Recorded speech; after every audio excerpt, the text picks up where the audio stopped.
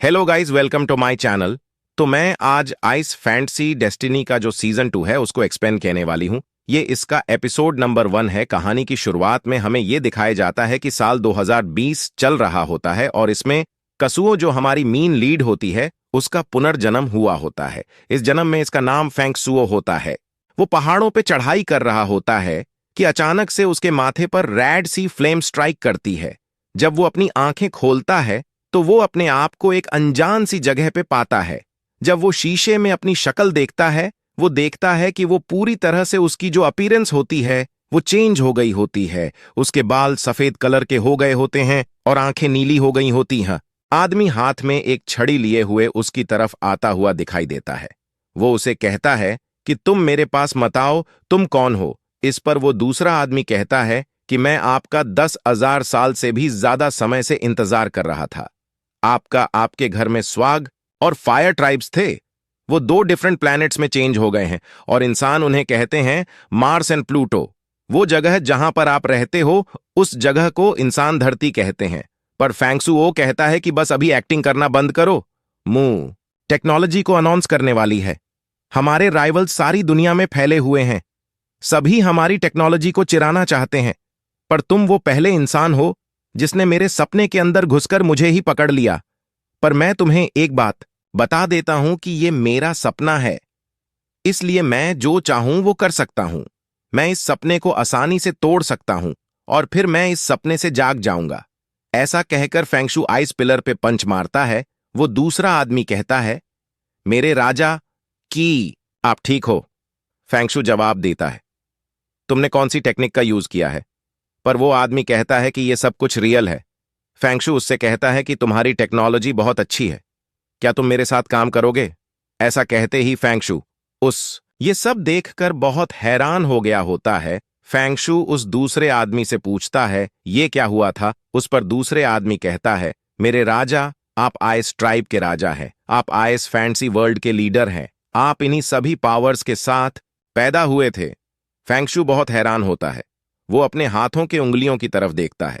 फेंगशु कहता है कि अगर मुझे पता होता कि ये टेक्निक को कैसे क्रिएट करते हैं तो मेरी कंपनी सिर्फ कुछ बिलियंस ही नहीं बल्कि हंड्रेड्स ऑफ भी। वहां पे एक ब्लैक फॉग धुंध फेंगशु के माथे से फिर से टकराती है।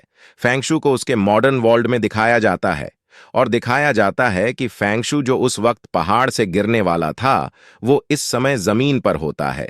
फेंगशु अप दिखकर बहुत हैरान हो जाता है। इसके बाद हमें दूसरे सीन में दिखाया जाता है कि फेंगशु डॉक्टर से मिलने जाता है। डॉक्टर कहता है कि तुम्हारी हेल्थ बिल्कुल अच्छी है।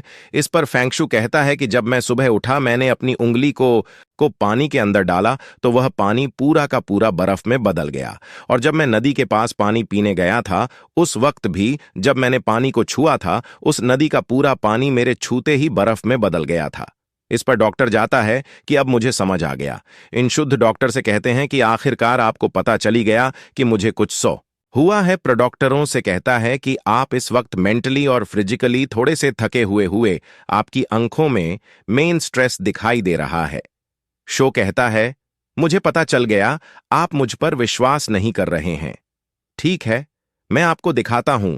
फेंगशु टेबल पर रखे हुए पानी की कप को उठाता है और उस पानी की कप के अंदर अपनी एक उंगली डालता है, पर पानी बर्फ में नहीं बदलता है। डॉक्टरों से कहता है कि आप इस वक्त बहुत थके हुए हैं। आपकी थकावट को दूर करने के लिए मैं आपको दवाई लिख देता हूं। दवाई खाने के बाद आप अच्छा महसूस करोगे।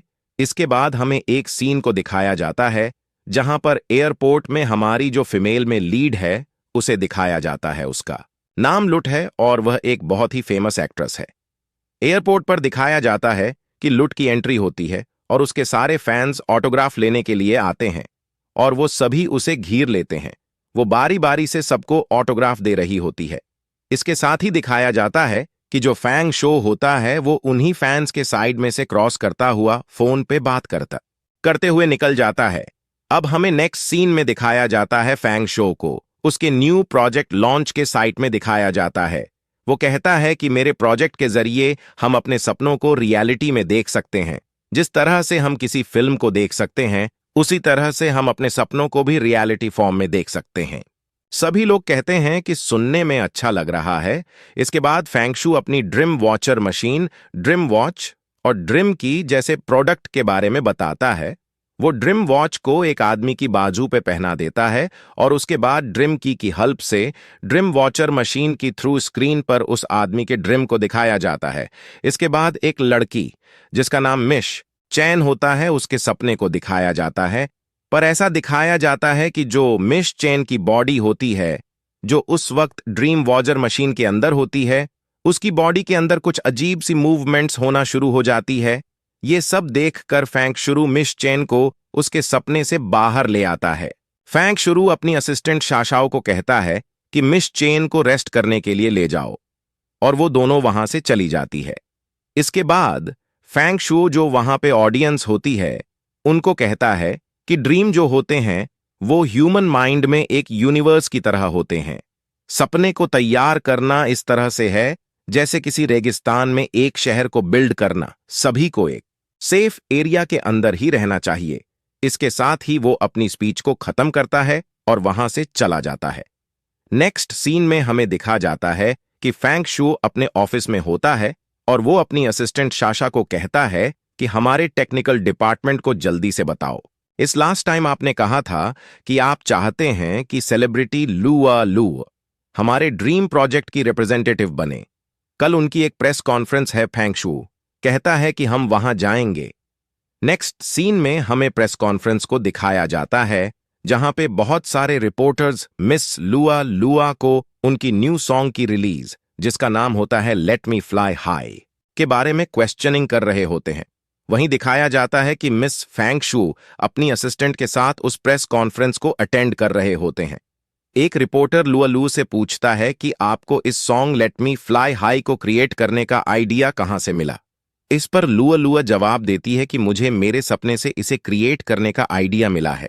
इस पर शावशा कहती है कि बॉस, लुआ लुआ सच में ही हमारे जीनिंग कॉरपोरेशन के रिप्रेजेंटेटिव के तौर पर सबसे सुटेबल कैंडिडेट है। फेंगशू स्माइल करता है। इसके साथ ही हमें दिखाया जाता है कि प्रेस कॉन्फ्रेंस का जो एंकर होता है वो कहता है कि मिस्टर क्वेंचू जो वाइस प्रेसिडेंट है डार्किन कॉरपोरेशन के, अब हम उनका स्वागत करते हैं। क्वेंचू उस प्रेस कॉन्फ्रेंस में प्रेजेंट सभी लोगों का वेलकम कहता है और कहता है कि आज का इवेंट मेरे लिए भी बहुत इंपॉर्टेंट है।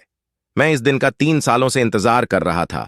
हॉट एयर बलून ऑकास्ट की तरफ उड़ना शुरू कर देता है। इस पर लोलो और भी ज्यादा घबरा जाती है और चिल्लाने लगती है, प्लीज इस मजाक को यहीं पर खत्म करो। क्वेंचू कहता है कि मैं मजाक नहीं कर रहा हूं। लोलो कहती है, क्या तुम बेवकूफों वाली हरकतें करना बंद करोगे? क्वेंचू कहता है कि तुम खुश क्यों नहीं हो? लोलो कहती है, खुश मैं इस वक्त डरी हुई हूं। क्या तुम्हें समझ नहीं आता है? क्या तुम सोचते हो कि शादी का प्रपोजल एक गेम की तरह है? तुम इस वक्त बेवकूफी कर रहे हो, मुझे नीचे जाने दो। क्वेंचू कहता है, लोलो मेरे प्रपोजल को एक्सेप्ट कर लो। इसके बाद वो लोलो को उसके कंधों से पकड़ लेता है। लोलो कहती है कि तुम पागल हो गया हो। वो कहता है, हाँ मैं पागल हो गया हूं। लोलो और भी ज्यादा फ्रस्ट्रेट हो जाती है। वो क्वेंचू को बहुत जोर से धक्का दे देती है और एपिसोड की लास्ट में हमें